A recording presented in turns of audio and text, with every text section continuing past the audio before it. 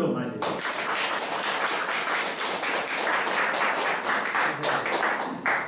반갑습니다.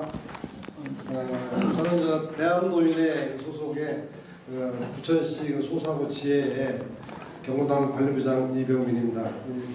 부천시는 경로당이 지금은 이제 대동제가 돼가지고 이제 구가 없어져서 오정구, 원구, 소사구 이제 요 세 개의 구가 있었는데 지금 다 통합이 됐잖아요. 그런데 부천 시내만 경로당이 이제 375군데가 있습니다.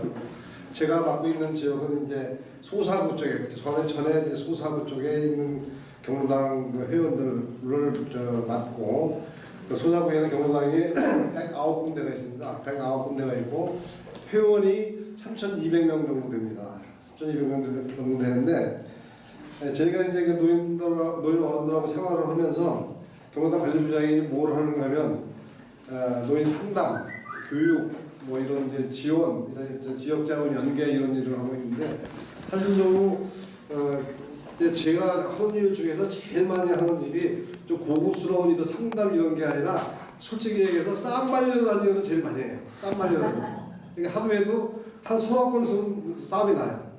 그래서 지금 제가 이제 여러분들보다 나이도 아직 어리고 사회적 경력도 아직 적은데 오늘 이제 목사님 초청해 주셔서 온 이유는 제가 노인들 세계에 가서 한 10여 년 동안 생활을 하다 보니까 이런 게 있더라.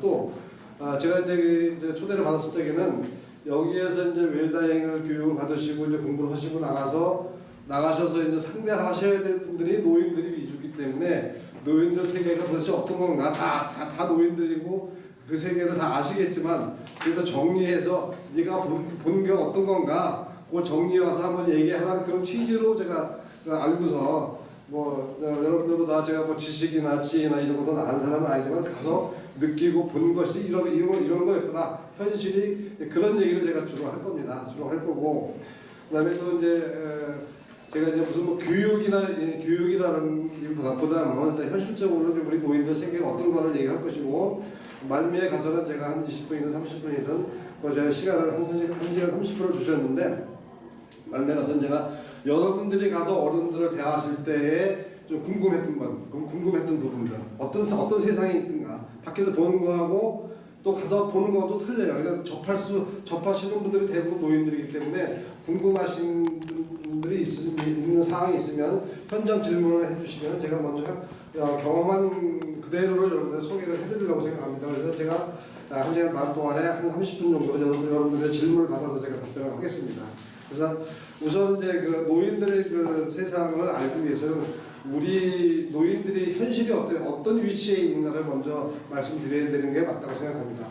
저는 이제 개인적으로 대학을 74학번입니다. 74년도에 제가 대학을 들어갔는데 저는 원래 경제학을 했어요. 경제학을 했는데 제가 이제 50대 초반에 이제 뜻한 게 있어서 사회복지 쪽으로 이제 하던 사업을 원래는 제가 출판 사업을 했어요. 출판 사업을 한 30년 하다가 이제 인생 이모작으로 이제 사회복지로 이제 바꿔가지고 공부를 해서 이제 일모작에서 은퇴하고 노인복지 쪽에 와서 생활을 하고 있습니다. 근데 제가 74학번인데 76년도에 우리 할머니가 돌아가셨어요. 76년도에 할머니가 돌아가셨는데 그때 할머니가 돌아가셨을 때 이제 집안들이 다 모였어요. 장례를 진행하려고 다 모였는데 우리 당숙들 우리 뭐 이제 집안 사람들이 공무원들 이런 분들 다 모여가지고 하던 얘기가 기억이 나요. 어떤 얘기가 나냐면은 한갑 지나가지고 산책해 드시고서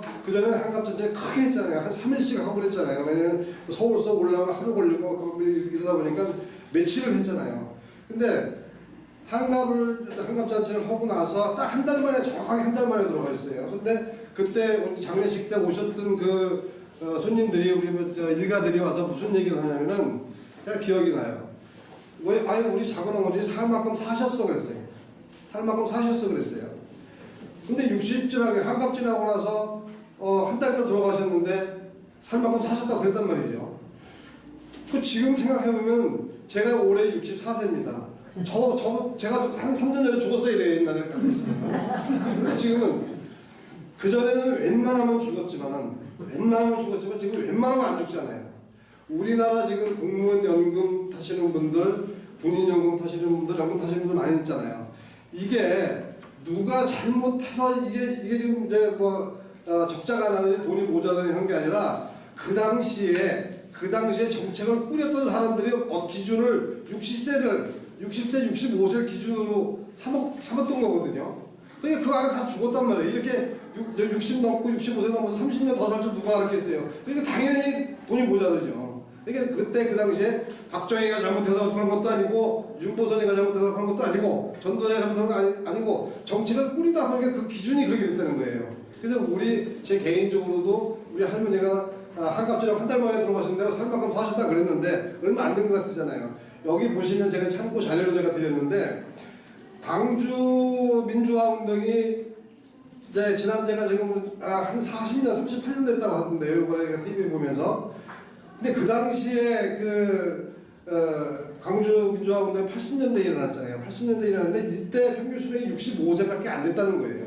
그러니까 얼마 안 된 것 같아요. 광주 민주화 운동이 바로 얼마 전인데도.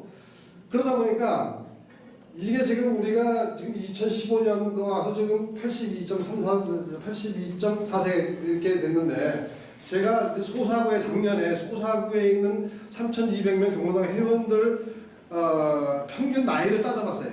다 이제 엑셀로 해서 따져보니까 82.78세, 그러니까 83세가 가까운 거예요. 경로당 회원들이 83세가 된 거예요. 그리고 이게 제가 이제 통계청 자료를 보니까 체빈 사망 연령이라고 그래가지고 자연사 하시는 분들, 자연적으로 그냥 사고로 죽지 않고 자연적으로 돌아가시는 분들이 체빈 사망 연령이라고 해가지고 85세에 돌아가셔요.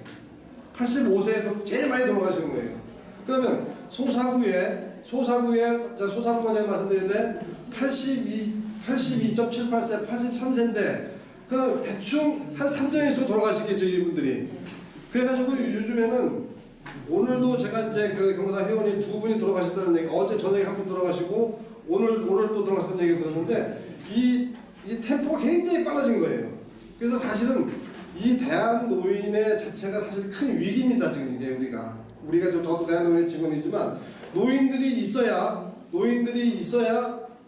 직원들 월급도 받고 대한노인도 발전을 하는데 노인들이 돌아가시고 경로당 문을 닫으면 대한노인이 있을 필요가 없잖아요. 그래서 저희 대한노인도 굉장히 긴장을 하고 있어요, 사실은. 그래서 지금은 전 지회장을 비롯해서 사무국장도 있고 저 부장들도 있고 직원들도 어떻게 해서든 경로당을 모시고 오려고 그런 일들을 좀 사실 하고 있습니다. 그래서 제가 이제 어른들하고 생활을 하면서 제일 많이 듣는 얘기가 어른들한테 제일 많이 듣는 얘기가 그 얘기예요. 죽어야 하는데 왜 이렇게 안 죽냐? 제일 많이 듣는 얘기. 그 다음에 두 번째는 내 인생 다 끝났다. 난 덤으로 사는 인생이다. 이런 얘기 제일 많이 들어요. 그 다음에 우울증, 외롭다, 자식들이 안 찾아온다. 이런 쪽으로 해서 상당히 호소하는 걸 제가 많이 듣습니다. 그래서 제가 이제 그런 질문을 받으면 답변을 해주려고 제가 이제 정리를 한번 해봤어요. 제일 오래 사는 이유가 첫 번째, 두 번째 순서가 중요한 게 아니라 우선은 보니까 물이 바뀌어졌잖아요. 물. 그래서 지금도 이제 아프리카나 이런 데 가보면 물 때문에 사탕물 먹고 이러다 보니까 30대에 죽는 사람들, 40대 죽는 사람들 아직도 그런 나라가 많잖아요. 근데 우리가 지금 83세 이상 이렇게 사는 이유가 의약품, 병원, 의술 이것도 굉장히 하이 클래스지만 물이 결정적인 작용을 했다는 거예요. 그 다음에 이제 잘 먹잖아요 지금은. 잘 먹기 때문에 영양 상태가 좋아졌기 때문에 잘 산다는 거하고. 그래서 왜냐면 이 자료들을 왜 뽑아왔냐면 여러분들이 나가서 이제 어른들하고 생활을 할 때 아마 이런 얘기를 가지고 하셔야 될 거예요. 이런 얘기를 하셔야 공감을 할 수가 있고 또 어른들이 궁금하시는 건데 그런 거기 때문에 제가 자료를 뽑아왔습니다. 그 다음에 우리가 이게 100년 전만 해도 47세밖에 못 사셨잖아요. 그 다음에 제가 이제 생각이 나는 게 있는데 왜 70잔치, 80잔치 지금은 이제 한갑잔치는 안 하고 그렇게 옛날에는 한갑잔치만 해도 누가 와서 그 아버지를 업고 이렇게 돌았잖아요. 이렇게 아버지 어머니를 업고 이렇게 막 동네를 다니고 했잖아요. 근데 요즘에 사이나 뭐 이런 엉뚱한 놈들이 와서 하는데 사실은 원래 그게 큰아들이 업고 도는 거였어요. 왜 큰아들이 업고 돌았냐면은 여기 보시면 1900년도, 그러니까 100년 전에 그때 그 평균 수명이 제가 표시를 해드렸는데 47세밖에 안 됐어요. 그 애는 몇 명을 낳냐면 8, 9 이렇게 낳잖아요. 8, 9을 낳는데 그러면 47세에 돌아가셨는데 8, 9을 낳았으니까 그 아버지가 47세에 돌아가시면 그게 누가 다 책임을 져야 돼요? 마지가 책임져야 돼요. 그러니까 마지를 그렇게 가르쳤던 이유도 그런 이유예요, 사실은. 내 대신 다 집안을 끌고 나가야 되니까. 그러니까 이 마지가 이 자기 자친다 아버지를 등에 업고 이렇게 돌아다녔던 이유는 뚜렷한 이유가 있었던 거예요. 뭐냐면은 아버지가 일찍 안 들어가시고 한가 때까지 살아주셨으니까 동생을 같이 건축을 했단 말이에요. 그러니까 얼마나 고마워요. 내가 할 일을 아버지가 도와줬으니까. 그래서 이게 업고 다녔다는 그게 사실이었더라고요. 그 얘기를 제가 들었어요, 어른들한테. 그런데 사이가 업고 다니는 걸 아무것도 근거도 없는 얘기예요, 사실. 왜 제가 이 얘기를 듣냐면 우리가 옛날에 그렇게 못 살았지만 일찍 죽었지만 지금은 오래 살잖아요. 우리가 뭐 어른들이 제일 많이 했던 얘기가 나 죽어야 된다 왜 이렇게 안 죽어? 경로당 관리자한테 물어보면 그거 어떻게 하냐고요.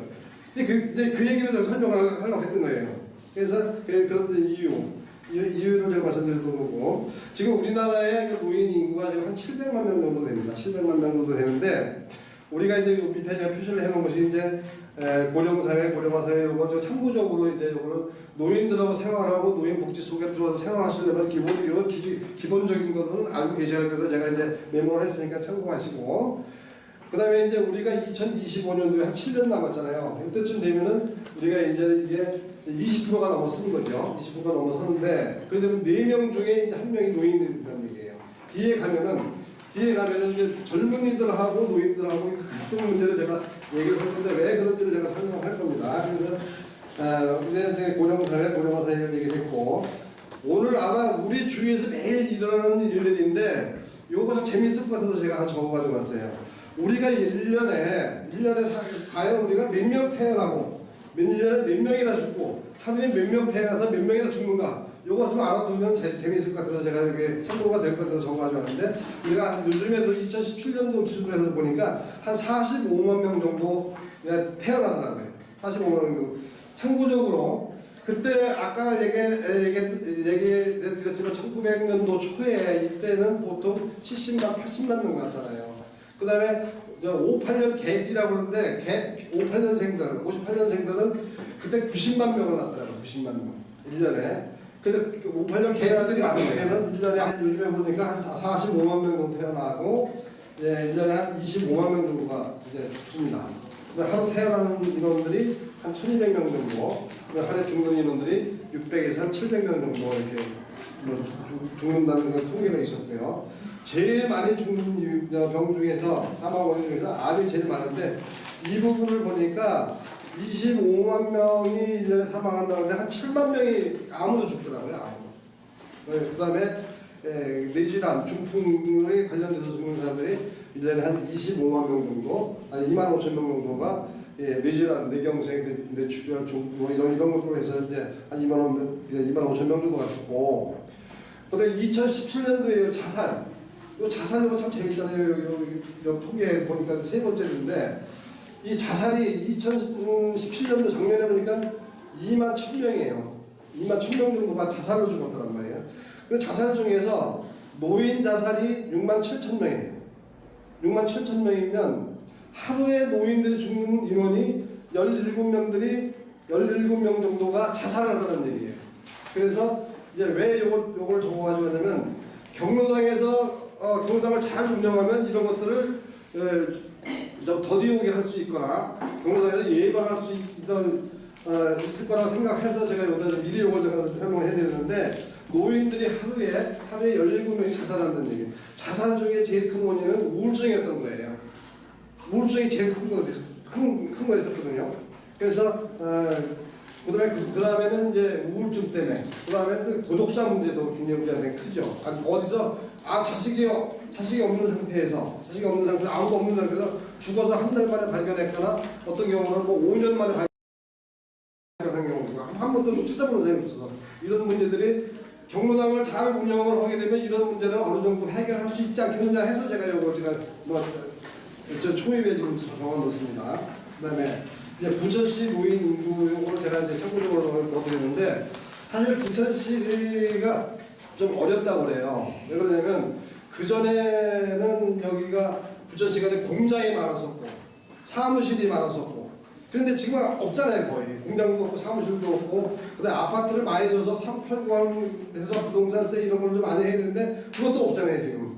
그러다 보니까 이것도 제가 의미 있게 얘기를 하는 이유가 부천시가 왜 어렵다고 하는 거냐면 경로당에 제가 부천 시내에 375개가 있다고 했는데 1년에 경로당에 지원되는 돈이 현금으로 한 800만 원 정도 지원됩니다. 1년에. 그 다음에 난방비 포함하고 그 다음에 쌀도 20kg짜리를 18포대를 줍니다. 부천 시내가. 그러다 보니까 이 복지 비용이 굉장히 많이 들어가는 거예요 이게. 근데 부천시가 어려운데 경로당가 자꾸 생겨요. 여기 제가 표시를 해놨지만 이제 아파트를 지으려면 150세대 이상은 경로당을 의무적으로 줘야 됩니다. 주택건설법 따라서 150명 이상 되는 아파트를 지으려면 경로당하고 어린이 놀이터하고 의무적으로 줘야 됩니다.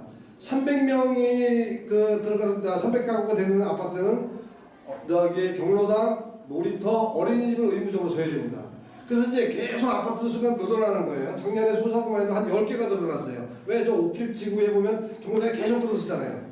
근데 부천시에서 볼 적에는 이게 지금 돈을 계속 한 800만 원씩 대줘야 되는데 돈이 없잖아요 지금. 근데 이 노인복지 쪽에 들어가는 노인복지 비용은요. 다른 복지 비용, 다른 것들은 다 예산이 깎여도 노인복지 비용, 특히 복지 비용에서 절대 안 깎입니다 이거는. 안 깎이는 이유가 표가 있잖아요.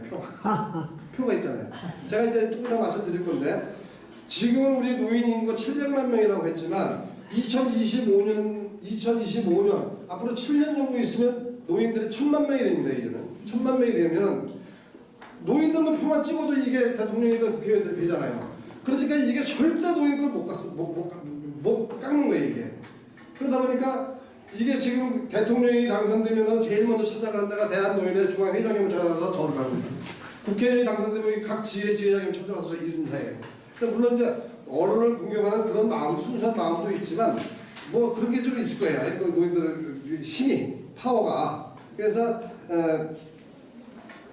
이제 노인들의 그런 위치가 그런 위치고 그래서 이제 이 경로당을 자꾸 이제 줄여야 되는 사람들은 시에서 돈이 없으니까. 근데 이제 저희 같은 경우는 이제 노인 인구 자꾸 불어나고 이렇게 해야 되니까 줄이면 안 되잖아요. 그러니까 이제 자꾸 노인들을 보충하려고 이제 그래서 저희 같은 사람들이 있는 거예요. 그래서 네, 노인들의 그 현황이 그랬고 그 다음에 1988년도에 우리가 저걸 했잖아요. 올림픽을 했잖아요. 1988년도에. 그때 통계청에서 조사한 게 있어요. 재미있는 자료인데 그때 서울대학교 다니는 애들 몇백 명을 모아놓고 이 다음에 부모님을 부양을 해야 되겠다 생각하는 사람 이름을 안 쓰고 부모님을 부양해야 되겠다 생각하는 사람 설문지를 받아봤는데 1988년도에 설문지를 받아봤더니 89.9% 90% 10명 중에 9명이 부모님을 모시고 살아야 된다고 생각을 하고 사는 거예요. 그렇게 생각하고 살았어요. 그런데 2012년도 한 5년 전에 이걸 다시 똑같은 상태에서 조사를 해본 거예요. 새로 이제 올라온 아이들한테, 학생들한테 몇백 명을 모아서 설문지를 받아봤더니 내가 이 다음에 우리 부모님을 부양을 해야 되겠다. 이름 안 쓰고 한번 써봐라. 이렇게 했더니 몇 프로가 나왔냐면 33.6%가 나온 거예요. 세상이 그만큼 바뀐 거예요. 그러니까 이제 요즘 애들 생각에는 내 가족 그러면 아빠, 엄마, 동생, 나야. 네? 할머니, 할아버지는 어떻게 불러냐면 친척이에요, 친척. 그러니까 이제 노인들이 이제 독자적으로 노인들끼리 살아야 돼. 독자적으로 우리 부부끼리 살아야, 살 길을 마련을 해놔야 되겠다는 건 이제 실감하시잖아요. 왜냐면 애들 사고방식 자체가 누가 저놈이 효도를 안 하고 안 모시고 그 사람은 나쁜 놈이 아니라 세상 흐름이 그렇게 바뀌었던 거예요. 흐름이 바뀐 거예요. 그러니까 요즘에 5살 먹은 아이들한테, 유치원 다니는 아이한테 너 그다음에 엄마 아빠하고 엄마 아빠 같이 살 거지? 엄마 아빠 살 때 잘하고 모시고 살 거지? 그러니까 5살 먹은 유치원 애가 뭐라 그러냐면 자주 찾아뵙겠습니다 그러는 거예요. 학교에서 실질적으로 그렇게 가르친다니까. 자주 찾아뵙겠습니다. 근데 그것이 그러면 걔가 나쁜 놈이 아니잖아요. 사고방식이 바뀐 거예요. 그래서 노인들은 노인들끼리 독립을 해야 된다는 얘기예요. 이게 돈도 아마 여기는 이미 다 학생 신분이지만 배우는 이 노인들 현실을 배우는 신분이지만 이미 돈을 다 주실 분들 다 주셨을 텐데 저는 제가 이제 그 베이비 부모 세대가 1세대입니다. 제가 55년생이니까. 근데 저희만 해도 돈을 다 안 줬어요. 저도 이제 다 애들 다 열고 했는데 돈을 가지고 있어요. 왜? 세상 흐름이 이렇게 가기 때문에. 근데 어른들은 제 후에 어른들은 70만 넘어가면 이미 다 줘버렸어요. 그래서 제가 경로당 가서 어른들 교육을 할 적에 돈 주지 마십시오. 돈 주지 말고 집 문서 달라고 하면 절대 주지 말고 이렇게 늘 교육을 해요. 그래야 살 길이거든 사실은. 그런데 이제 그런 어른들한테 그런 얘기를 하면 다 줬어 그런다고 다 줬어요. 다 줬어. 이제 다 끝났단 말이에요. 그래서 이제 사고방식이 그렇게 바뀐 거예요. 지금은 바뀌었고 그 다음에 이제 젊은 사람들이 노인들을 생각할 때는 굉장히 부정적인 인식을 가지고 있더라고요. 왜? 죽어라고 일을 해서 세금을 내면 노인들이 다 가져간다 이렇게 생각한다니까요. 죽어라고 일을 해서 저희 아들이 이제 어느 회사의 과장입니다. 과장인데 한 6천 정도 되는 것 같아요. 6천 정도 연봉이 한 6천 정도 되는데 세금 무슨 얘기 끝에 세금 뭐 자기가 다 뛰는 게 120만 원이나 130만 원을 뛴대요. 그 버는 게 별로 없다는 거예요. 돈이 별로 없다는 거죠. 근데 보니까 얘들하고 제 생각하고 틀린 거예요. 이 돈을 띄워가지고 매 쓸데없는데 돈을 쓴다는 얘기예요. 그 중에 노인들한테 가는, 얘는 알잖아요. 노인복지 쪽에 돈이 얼마만큼 나가는 거 통계는 매일 나오니까. 그러니까 노인들은 별로 이게 부정적인 인식이 강하다는 얘기예요. 젊은 사람들한테는. 솔직히 얘기해서 솔직히 터놓고 얘기합시다는 젊은 사람들끼리 그럴 때 얘기하는 그 얘기를 제가 교수님한테 얘기를 들었는데 우리 부모가 요즘 현직 대학생들이랍니다. 현직 대학생들은 자기가 이제 가르치는 학생들한테 터놓고 얘기를 해보자 그래놓고서 야 우리 니네들 부모가 몇 세에 정도 돌아가셨으면 좋겠냐 그러니까 65세에 죽었으면 좋겠다고 그래요. 65세에 딱 깨놓고 얘기해보자 그러니까 왜 그러니까 그럼 65세에 죽었으면 좋겠다는 얘기는 이미 줄 거 다 주고 이제 우리가 이제 중심으로 됐을 때는 부모가 없었으면 좋겠다 그런 얘기는. 자 그것이 나쁘다고만 할 수 없는 것이 사실 그렇게 가르친 것은 우리가 그렇게 가르쳤잖아요. 너무 애들 중심으로 하다 보니까 그래서 애들 보고 나쁘다고 할 것도 사실은 없는 거거든요. 그래서 이제 사회적으로 볼 적에는 부양의식 및 노인 존중감이 약화되는 현실이고 그전에는요 노인들이 제가 어렸을 때 전 이제 고향이 충남인데 어렸을 때 우리 할머니 아까 제가 한갑주랑 한 달만 돌아가셨다고 하는데 40대 때부터 제가 우리 할머니 이제 생신이다 그러면 동네를 다 다녀서 학교 가기 전에 우리 할머니 생신인데 밥 먹으러 오시래 진짜 오시래 다 했잖아요 옛날에는. 근데 지금은 이제 노인에 대한 존중감이 없어졌잖아요. 없잖아요 지금.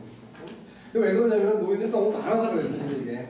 근데 그전에는 그 동네에 할머니 한 분이 할아버지 한 분이 계시면 뭐 판사, 상담사 다 했잖아요. 무슨 일 어려운 일이 있거나 무슨 동네에서 쌈하고 잘못되고 판단하고 하는 일이 있으면 그 노인 찾아갔잖아요. 내 할아버지가 아니래도. 근데 지금은 그러다 보니까 노인이 많이 없었으니까 어떤 희소가치도 있었기 때문에 노인들이 소중했는데 지금은 대부분 이제 그런 게 없기 때문에 노인들이 이제 존중감이 약화된 것은 사회적 현실의 흐름이라는 얘기고요.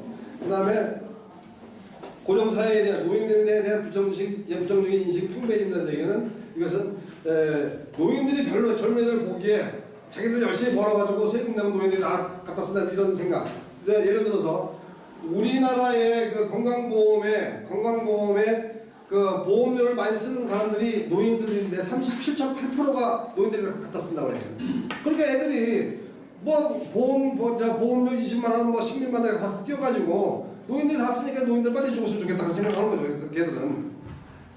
자, 그 다음에 독거노인들이 취약계층 사회적 소외에 대한 다른 자살, 고독사 이런 것이 사회적으로 볼 적에는 문제가 되는 것이고, 그 다음에 경제적 전망으로 볼 적에는 노인 문제 해결을 하기 위해서는 이 사회적 비용이 많이 들어간다는 얘기예요. 예를 들어 제일 크게 뭐냐면 기초연금 있잖아요. 20만 원씩 주는 거. 다 줘야 돼, 다 주잖아요. 웬만하면 다 주잖아요. 이런 비용들을 결국은 세금에서 다 줘야 되니까. 그러니까 이런 부분들이 어떤 부정적으로 작용할 수가 있고요. 그 다음에 이제 아들하고 아버지하고 일자리 때문에 싸우는 경우도 생기잖아요. 이제.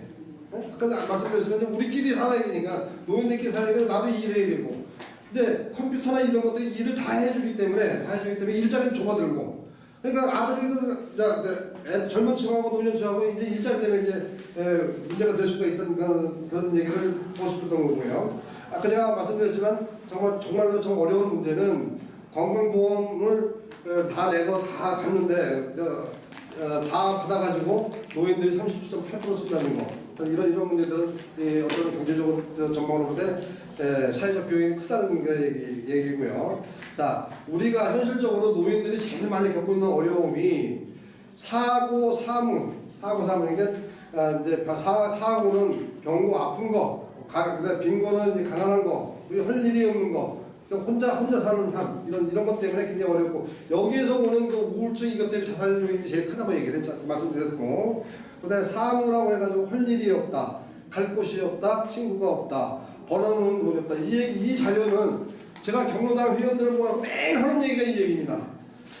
노인들의 특성이, 노인들이 다 이렇기 때문에 경로당을 와야 된다.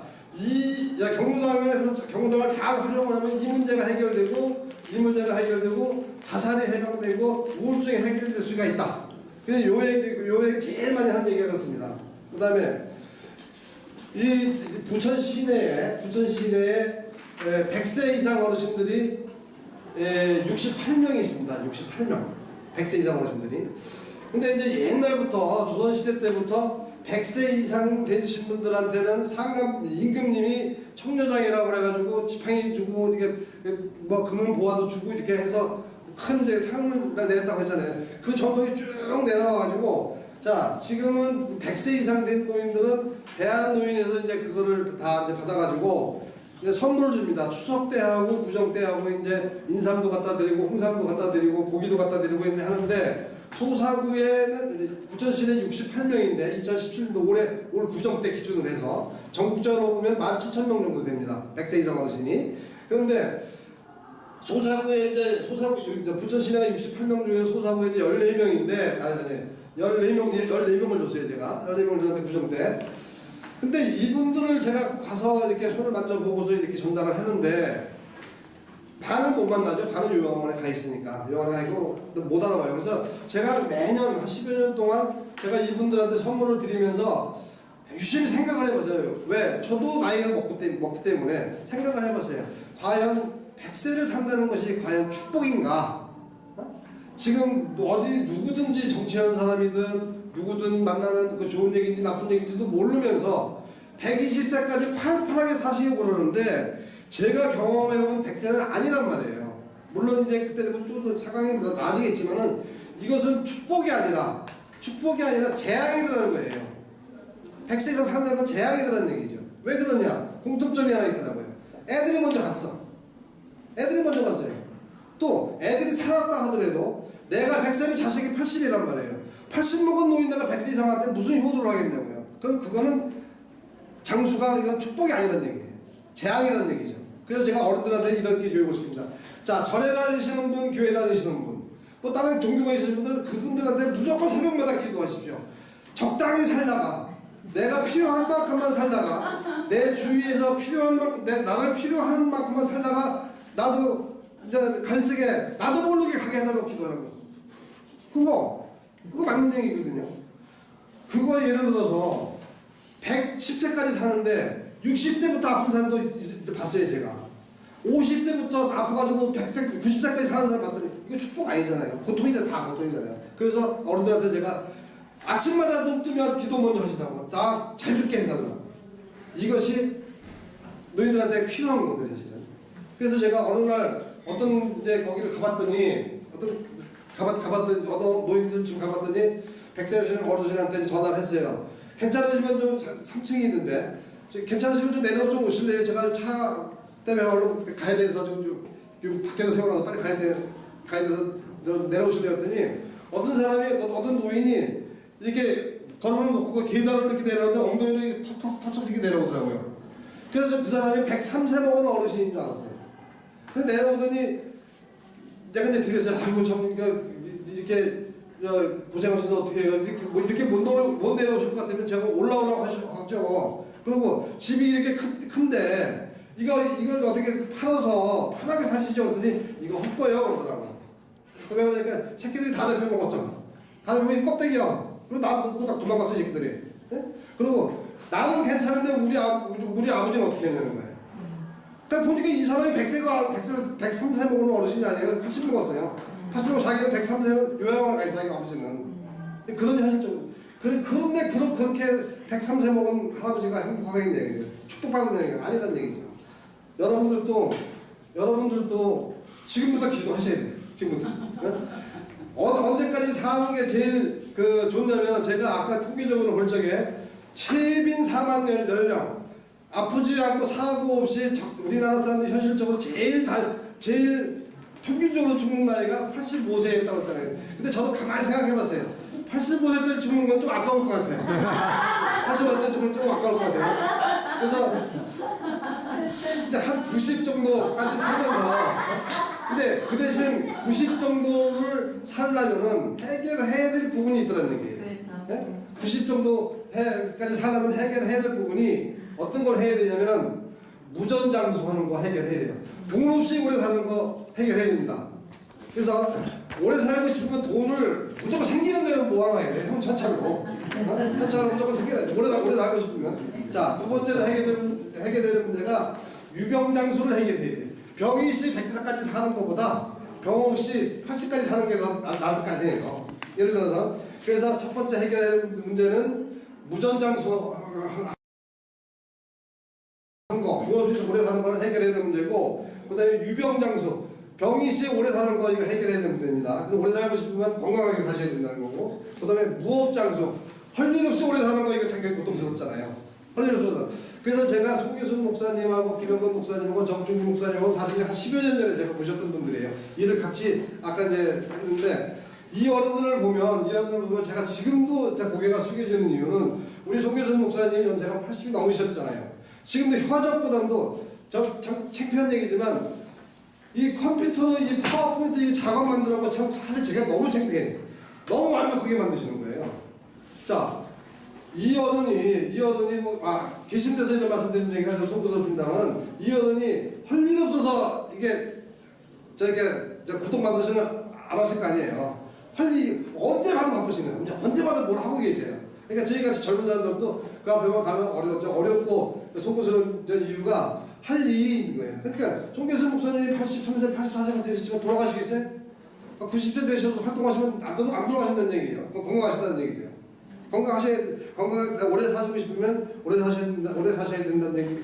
오래 사시고 싶으면 뭐 할 일이 있어야 된다는 거. 그래서 여러분들을 제가 사실 참 존경합니다. 제가 어떻게 해서 시간을 내서 좀 이런 얘기들은 되는 얘기든 안 되는 얘기든 해드리고 싶은 것은 아주 참 대단한 분들이라고 생각해요. 왜냐면 제가 거의 여기 다 아는 분들인데 다 연세가 좀 드셨고 해도 이 할 일이 없는 분들이 아니에요. 항상 바쁘신 분들이에요. 그냥 오래 사실 거란 말이에요. 근데 100세 이상까지는 사실 생각하시지 말고, 뭐 하실 일이 있어도 있고 또 빨리 제가 와서 이걸 빨리 경로당 문제도 경로당 얘기도 해드리고 싶은 것은 나가서 만나셔야 될 분들이 경로당 어른들이기 때문에 그 세계를 한번 맛을 좀 보여드리겠다 해서 빨리 제가 온 겁니다. 사실은. 그 다음에 독고장수 혼자 오래 사는 거. 자, 경로당에 오면은요, 친구도 있고, 동생도 있고, 언니도 있고, 후배도 있잖아요. 그러니까 경로당에 오시면 이 문제가 해결된다는 거예요. 경로당에 오시면, 그래서 제가 늘 하는 얘기가, 경로당에 오시면, 우울증 예방할 수 있고, 그 다음에 혼자 사는 거, 외로운 거 해결할 수 있고. 근데요, 사실은, 우리 소사구에 3,200명 경로당 회원이 계시지만, 더 많은 인원이 경로당에 못 오셔요. 안 오셔요. 경로당에 오시는 분들까지만 해도 행복한 거예요. 왜 그러냐면 경로당에 오면 우선 밥이 해결돼요. 점심 다 줍니다 요즘에는. 점심 다 요즘에는 올해부터는 월화수목금 금요일까지 밥 봐줘요. 그것도 회장님이 잘 운영하면 저녁까지 먹고 가요. 그래서 이제 경로당으로 이제 어른들이 많이 오시라고 내가 이제 이런 얘기를 해드리는 거예요. 이게 돕고 그래서 이 장수하고 싶으신 분들 뭐 쓸데없이 장수한다는 거 말고 적당히 내가 필요할 만큼 장수하고 싶은 분들은 요 네 가지를 해결하는 거예요. 그걸 보고 장수 리스크. 장수 리스크인데 무전 장수하는 거, 유병 장수하는 거, 무업 장수하는 거, 독거 장수하는 거. 자, 요거를 이제 잘 염두에 두셨다가 이제 어른들을 만나시면은 이런 얘기를 해주시면 재밌어 하실 거예요. 어르신 오래 살고 싶으면 이 문제 해결하셔야 돼요. 이렇게 해서 이렇게 설득을 하시면은 아마 이해하시기가 쉬울 겁니다. 그다음에 노인의 그 세 가지 결핍이 있습니다. 뭐냐면은 이미 돈을 다 줘버렸기 때문에 가난하잖아요. 소유의 결핍. 내가 가지고 있는 것이 없다는 얘기예요. 그다음에 존재의 결핍. 집에서나 사회에서나 나를 인정해주진 않잖아요. 그 부분을 해결을 하기 위해서 여러분들 이걸 지금 연세가 있음에도 불구하고 웰다잉도 배우고 컴퓨터도 배우고 공부도 하시잖아요. 그래서 여러분들은 굉장히 현명하신 분들이 앞서가시는 분들이라는 얘기예요. 여기서 존재의 결핍. 집에 가만히 있으면요 유치원 다니는 애들 보고 할머니를 딱 그려보라니까 100% 할머니들 눈이 위로 간다 하나 없더래요. 유치원 애들 정확하게 그리잖아요. 다 밑으로 내려갔대. 입이 밑으로 쳐졌대. 머리는 사자머리더라는 거예요. 다 그러더라는 거예요. 긍정적인 부분이 하나도 없더라는 거예요. 자 이러다 보니까 이 당연히 그 할머니 딱 그러면 아프다. 그 소리 지른다. 그게 통계적으로 나와 있던 거라고요. 제가 공부를 하다 보니까 눈꼬리, 입꼬리 쳐져 있고 사자머리하고 소리 지르고 아프다고 그러고 혼내고 이게 할머니 사이라는 거예요. 자 여러분들 최소한 그렇지 않잖아요. 지금 와서 공부하시고 남을 위해서 내가 가지고 있는 재능을 나눠주려고 하는 그런 좋은 생각을 가지고 계시기 때문에 여러분 좀 현명하게 사신다 생각이 되어서 제가 이런 말씀을 드립니다. 그리고 자 이제 경로당 얘기하겠습니다. 경로당이 그냥 사회적 선의에 의해서 우리 효도 정신으로 경로당을 만든 게 아니라 이 경로당을 만든 법적 근거가 있습니다. 이 경로당을 만든 법적 근거는 노인복지법 36조 2항에 보면은 아까 제가 말씀드린 대로 150세대 이상 아파트를 지을 때는 경로당하고 놀이터는 이거 필수적으로 져야지만 이게 허가가 나옵니다. 이게 그래서 이건 주택건설기준법이라는 그 법에 따라서 150세대 이상은 경로당하고 어린이 놀이터하고는 필수적으로 줘야 되고 그래야 허가가 나오고 300세대 이상은 그다음 경로당, 놀이터, 어린이집을 요거 세워야 됩니다. 그래서 이게 1년에 한 700개에서 800개 정도가 경로당이 생겨납니다. 우리 전국적으로. 아파트가 계속 들어섰잖아요. 아파트가. 그러니까 그 줄어드는 경로당은 별로 없고 오래 사니까 계속 이제 많이 생기고 이러다 보니까 사회적 비용이 많이 들어가는 거예요. 그래서 이제 부천시 같은 경우는 어떻게 하려면 너무 많이 들어가니까 아까 부천시가 어려워졌다는 얘기, 공장도 없어지고 사무실도 없어지고 하다 보니까 어려워지다 보니까 뭘 줄이긴 줄이는데 잘못 줄였다가 표가 안 나오니까 이게 큰일 났거든 이게. 그러니까 이게 작은 근거를 어떤 명분을 세우기를 20명이 안 되면 돈을 안 준다 그래 이제. 20명이 안 되면 그러니까 불세 나와서 이제 20명이 안 되면 이제 3번 이제 딱 봐가지고 페널티를 받습니다. 이제 이렇게 딱 해서 안 됐다 이렇게 해서 딱 적어가지고 받다가 3번 이상 돈 안 준다는 얘기예요. 그러니까 경로당 관련자고 시 담당자하고 맨날 거짓말 시키고 싸우는 거예요. 왜? 경로당 없어지면 이제 안 만들어줘요. 이제 돈이 없으니까. 그러니까 맨날 그게 잘못된 거라고 사람 없을 때 와서 조사해 간 거지 원래는 여기 36명이라고 내가 여기 가져왔다고 맨날 이게 경로당 관리부장 하는 일이에요. 왜? 경로당 관리부장은 이 경로당의 큰 집의 큰아들이거든. 그 의지를 그렇게 하잖아요. 또 없어지면 노인들이 어디로 가냐 이거예요. 그러니까 저는 맨날 거짓말하고 사는 거죠. 네? 자, 그래서 이제 그런 법적 근거로 인해서 경로당을 설립할 수 있다는 거고, 그래서 전국에 우리나라 경로당 수가 한 6만 5천 개 정도 됩니다. 우리 노인 인구가 700만 명이나 아까 말씀드렸었고, 전 경로당 수가 6만 5천 개가 정도가 되고, 근데 경기도에만 9,200개 정도가 됩니다. 이거 어마어마하죠. 사회적 비용이 엄청나게 들어가는 거예요, 이게. 그분들이 경로당 운영비용 받습니까? 기초연금 받죠, 쌀 받죠, 뭐 난방비 받죠, 예? 그다음에 또 찬조금 같은 것도 가져오고 그냥 여러 가지 하다 보면 이 비용이 굉장히 많이 들었는 얘기. 그래서 제가 경로당 어른들한테 늘 하는 얘기, 제일 중점적으로 하는 얘기 중에 하나가 이제는 노인들도 우리 여러분들 경로당 회원 여러분들도 사회에 기여를 해야 됩니다. 얻어먹는 정신이 아니라 이제 우리도 뭔가를 맡아서 해야 된다는 얘기. 그래서 이제 그런 얘기를 어떻게 살아라고 이제 얘기를 하려다 보니까 아까 83세 평균 연령 83세 어른들한테 어떻게 살아라고 하면 그 얘기가 됩니까 이게? 그러니까 이제 어른들이 좋아하는 옛날 얘기를 이제 만들어 가지고서 제가 시간이 나면 이제 그 재밌는 얘기를 한번 하겠는데 경로당 어른들이 지역 사회에서 기여를 해야 된다는 얘기잖아요. 하다못해 동네 청소를 해야 된다는 얘기예요. 그래야 아파트에서 돈 걷어서 경로당에 돈 주는 거 기부금 이런 일반 아파트 같은 경우 20만 원, 30만 원 한 번씩 주거든요. 자치회에서. 자, 그럼 노인들이 받아만 먹기만 해야지 기여가 없다면 누가 주냐고요. 그러니까 노란띠 딱 들고 가서 청소하라고 해요. 한 대 두 번. 한 대 두 번. 그래서 이제 아픈 사람은 이렇게 못하지만은 가서 하시라고 그런다고요. 그 실질적으로 합니다, 이게. 그러니까 노인들도 80이 넘은 노인도 매일 가서 이렇게 교육을 하고 재밌게 얘기해서 옛날 얘기 섞어가지고 이렇게 얘기를 하면 움직이더라는 얘기예요. 그래서 우리 경로당 설치 근거는 그런 근거로 해서 좋고 경로당의 역할은 제가 이제 지금 얘기했던 대로 이제 지역사회 발전을 위해서 기여를 해야 된다는 그런 얘기를 했었고요. 자, 우리가 지나다니다 보면 동네에 보면 복지관은 뭐고 노인복지관은 뭐고 사회복지관은 뭐고 이 대한노인은 뭐냐 이걸 제가 구분을 해드릴 거예요. 사회복지관은 이 동네에 보면은 복지관이라고 쓴 데는 사회복지관입니다. 사회복지관에는 나이에 구분 없이 그 동네 사는 주민들을 위해서 남녀노소, 장애인 뭐 다 할 거 없이 그래서 누구든지 와서 프로그램을 하거나 지원을 받을 수 있는 데가 이 그 사회복지관이라고 이제 하고 그다음에 노인복지관은 60세 이상 되신 분들이 오는 거예요. 그러면 그 안에 지금 작년까지 소사구청이던 그 큰 덩어리 그 건물이 지금 노인복지관이 됐어요. 그 안에 가보면 다 있어요. 한방의사도 있고 보건소도 있고 그다음에 탁구장도 있고 뭐 별거 다 있어요. 식당도 있고. 자, 그 노인들한테 그렇게 제공을 해주는 거 있는 거예요. 그래서 노인복지관은 근데 거기는 60세 이상의 노인복지관을 이용할 수가 있고 경로당은 65세 이상 된 사람이면 누구든지 올 수 있습니다. 그래서 이것은 이중에서 여기 등록하고 저기 등록하면 안 되지만은 65세 이상 된 사람은 그건 경로당에 내가 가서 가입을 하겠다. 근데 회장이나 먼저 온 사람들이 당신 안 받아. 당신 나가. 이러면 이거 걸리는 거예요. 그래서 만약에 이걸 법적으로 회장이 이제 그 경로당 입회를 거부하는 걸 몇 번 이제 캐치가 되면 그 회장이 처벌을 받아요. 회장을 뭐 탈락시킨다든지 이게 이제 행정 처벌을 받습니다. 그래서 누구든지 경로당을 갈 수가 있는 거예요. 누구든지 결성을 갈 수 있는 것인데 그 다음에 아파트 안에 있는 경로당이 있는데 밖에 있는 사람이 나도 여기 경로당 들어가서 경로당 회원으로 되고 싶다. 그럼 그 원칙적으로 경로당은 65세면 누구든지 오게 돼 있다는 법적 조항이 있단 말이에요. 그 때문에 받아야 돼요. 받아야 되는데 그 사람은 어떻게 받느냐면 그것은 특별 회원으로 받는 거예요.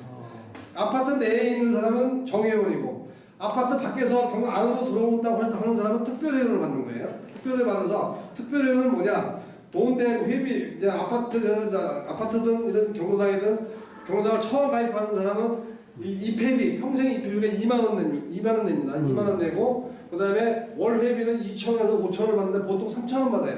보통 3,000원 받는데 이 특별회원은 밖에서 아파트 안으로 들어와서 회원이 된 사람은 특별회원이라고 그랬는데 이분들은 다 똑같이 돈 내고 입회비 내는데 회장 선거권만 없는 거예요. 투표권만 없어요. 의결권하고 투표권만 없는 거예요.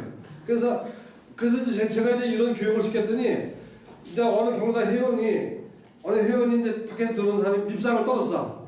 그러니까 쌈이 난 거예요. 쌈이 나서 부장님 빨리 와서 가보니까 특별회원이 어디까지 할 수 있냐 그런 얘기하는 거예요. 그래서 얘기를 가만히 들어보니까 특별회원 부장님이 분명히 무슨 건이 없다고 그랬다. 반환권이 없다고 그랬다며.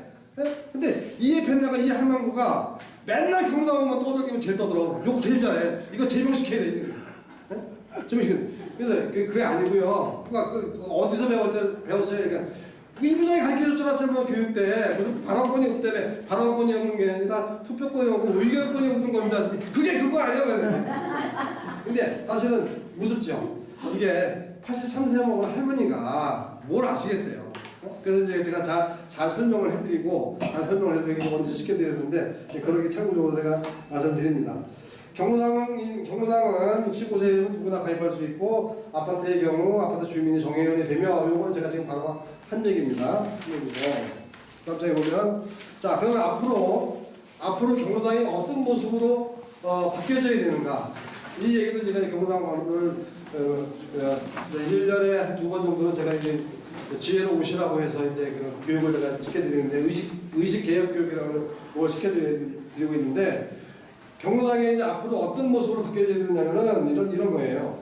기존 경로당 그러면 여러분 대충 아시겠지만 술 마시는데 담배 피우는데 화투하는데 처음에는 경로당에서 화투를 권장을 했어요. 왜?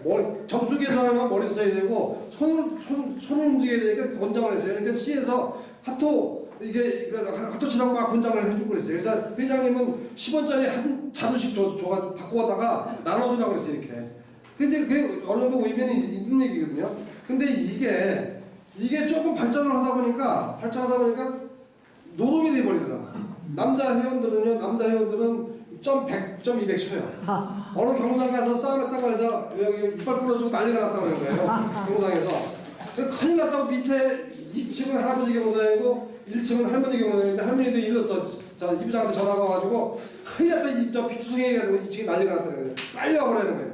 그러니까 총알을 찍어서 보니까 사투 때문에 싸움이 된 거예요. 왜 싸움이 됐냐면 몇 명이 사투를 치는데 어떤 할아버지 거기 교장 선생님 출신이 하나 있었고 군인 출신이 하나 있었고 또 못 배운 사람도 요즘에 이제 많이 들어와요. 그 경로당의 이제 회원 남자들 같은 경우는 이제 사회적 가정적에서 소외를 받는 사람들이 많다 보니까 경로당 오면 큰 소리 빵빵 칠 수가 있으니까.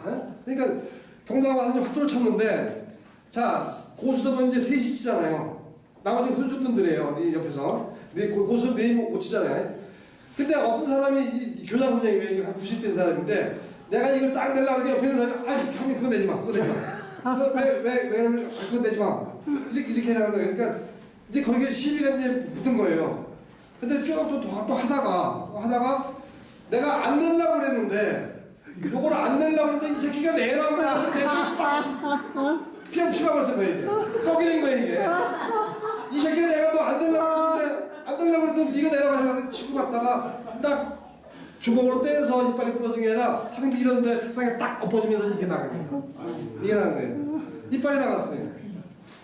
자 그러니까 그런 경우는 제가 이제 가서 양쪽 이제 자식들을 부릅니다. 이렇게 오라고 그래가지고 화해를 시켜요. 빨리 이제 합의 뭐라고 그래.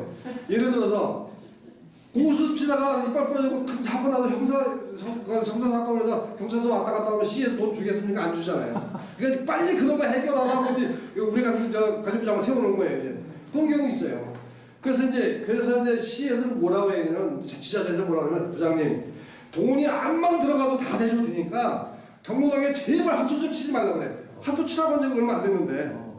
그래서 이제 그럼 제가 판단해도 이제는 경로당이 바뀌어야 되는 얘기예요. 우선은 아파트 내에 있는 내 지역 주민에도 아이 저 경로당 할머니 형편없어 막 욕하고 막 싸우려고 댕기고 기여하는 게 하나도 없어. 근데 띠 두르고 노란 띠 두르고 뒤수시면 저는 노란 띠나 빨간 띠를 두르려고 그래. 잘 보이게. 네? 그래서 쓸고 있고 또 요즘에는요 제가 그런 제안도 있어요. 자 경로당에 오면은 보통 20명 정도 있는데 젊은 할머니들은 동네 아파트에 있는 엄마들 그 부녀회는 없어졌는데 이제 젊은 여자들하고 잘 교류를 해서 애들 걷부터 이렇게 똥오줌 가는 애들은 경로당에 맡겨라 그래. 네? 경로당에 맡기고 시장 갔다 오거나 약국에 갔다 오거나 병원 갔다 오거나 자꾸 애들 때문에 둘씩 데리고 가기 어려우니까 맡기라 그래요. 맡기라 그러면 이 엄마가 갔다가 처음에는 기장 오지만 두 번, 세 번 이렇게 해주면 기장 오겠냐고요. 그러면 아이고 할머니 이거 드세요. 자 돈도 돈이고 과일도 과일이고 존중을 받는다는 거예요. 이런 모습으로 경로당이 바뀌어야 된다는 얘기예요. 그 다음에 주머니에다가 늘 사탕이나 과일이나 이런 거 넣고 다니라고 해요. 할머니 경로당 회장님 정도 되면은 그래가지고 만나는 사람 하나씩 주라고 해요. 만나는 사람. 경비실에 들어가서 수고한다고 그러고 누구를 만나도 줘주고 참 복 받을게요. 상황을 보니까 참 복 받았잖아요. 자 노인들이 할 거 없는 것 같아도요 이런 거 충분히 할 수 있는 거예요. 자 그러다 보면 자연적으로 어른들을 공경하게 되잖아요. 내가 어른이기 때문에 내가 나이가 많이 먹었기 때문에 사회적 지위가 보장된다? 그거 틀린 얘기잖아요. 사회적 지위 보장되는 거 아니지. 어른은 어른으로 대우받을 수 있을 일을 해야 되는 거잖아요. 그래서 제가 늘 경로당 회원들한테 교육시키는 게 이거예요. 주머니에 뭔 물건 넣고 댕겨라. 그럼 어디 가서 제발 물건 깎지 마라. 등 안 주려고 하는 거 집어오지 마라. 시작하자. 그래서 이런 교육 시키는 거예요. 실질적으로 경로당에서. 그렇게 안 해야 이분들이 가서 막 사시는 분들 지나가면 경비도 인사도 안 합니다. 옷 잘 입고 깔끔하게 하고 다니면서 뭐 과일도 넣고 다니고 귤도 하나씩 던져주고 수고한 한 5,000원씩 갖다 주고 가고 이거요 거수경례입니다. 어르신 어디 가십니까? 이런 어른들이 되어버려요. 앞으로 경로당 회원들은 이런 모습을 받게 된다는 얘기예요. 최소한 우리 같은 사람들이 우리 같이 젊은 사람들이 경로당 같은 이렇게 바뀌어야 된다는 얘기예요. 지금 이분들이 80 넘은 이분들은 못 고치지만 그래도 이런 교육을 하고 안 하고 차이가 있다는 얘기예요. 제가 제 개인적인 얘기를 한번 할게요. 제가 현재 김포 사는데 이제 배드민턴에 제가 가입을 했어요. 살이 많이 보시다시피 살이 많이 쪄가지고. 근데 이제 65세, 70세 이상 된 그 할아버지 할머니들하고 동네에서 이제 배드민턴 치는데 토요일마다 시합을 합니다. 이제 내가 복식을 쳐가지고 시합을 해가지고 이제 진 사람들이 돈을 걷어가지고 목욕비를 내게 돼 있어요. 그런데 이제 한 10명의 남자들끼리 이제 목욕탕에 갑니다. 이제 목욕탕에 가는데 유일하게 제가 그 10명 중에 제가 제 자랑을 하는 게 아니라 저 가면 사장님 오셨습니까? 그래요. 때밀이 하는 사람하고 이발사하고 사장님 오셨습니까? 그러고 제가 목욕하고 나면 딱 와서 바꿔서 따줘. 바꿔서 따서 드시라고 그러는 거예요. 우리 동네 어른들이 70 넘은 어른들이 뭐라고 그러냐면 아니 이 선생은 제일 우리 막내인데 어떻게 이 선생만 오면 사장님이라고 그러고 당신 부장이라면 무슨 사장 아니다. 사장님이라고 그러고 그러고 왜 박하선은 왜 당신만 먹는 거야? 근데 이유가 있는 거예요. 뭐냐면은 자 우리 동네는요 떼미는데 12,000원이에요. 떼미는데 12,000원이고 이발하는데 10,000원이에요. 그래서 제가 갈 적에는 꼭 10,000원짜리 하고 1,000원짜리를 늘 갖고 갑니다. 목욕탕에. 토요일날 되면 꼭 제가 1,000원짜리 가지고 가요. 12,000원어치 떼밀고 2만원 주는 미친놈은 없잖아요. 팁을 주는 거예요. 12,000원짜리 떼밀고 3,000원을 더 주는 거예요.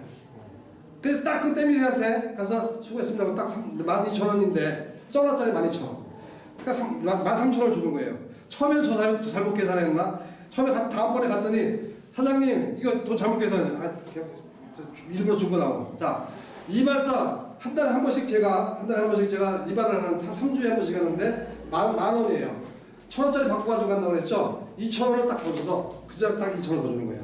요거 5분만 하면 사장님들이니까 5분만 하면 사장님이에요. 5분만 하는 거예요. 여러분들 여기서 제가 이런 에피소드로 얘기하지만 바꿔보세요. 그거.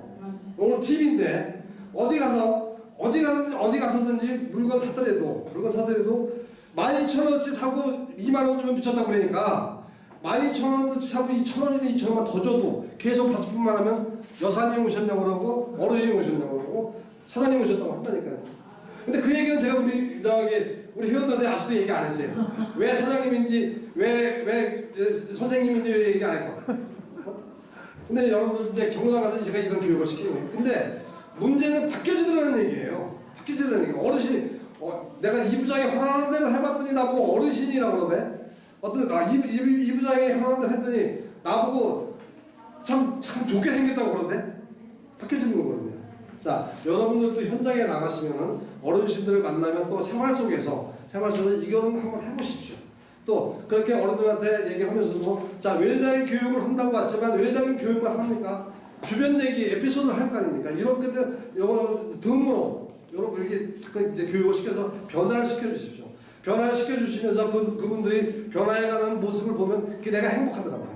제가 행복하더라고요. 제가 이거 좀 제 얘기가 자꾸 해서 안 됐는데 작년 겨울에 10월부터 12월, 1월까지 5월, 1월까지 굉장히 추웠어요.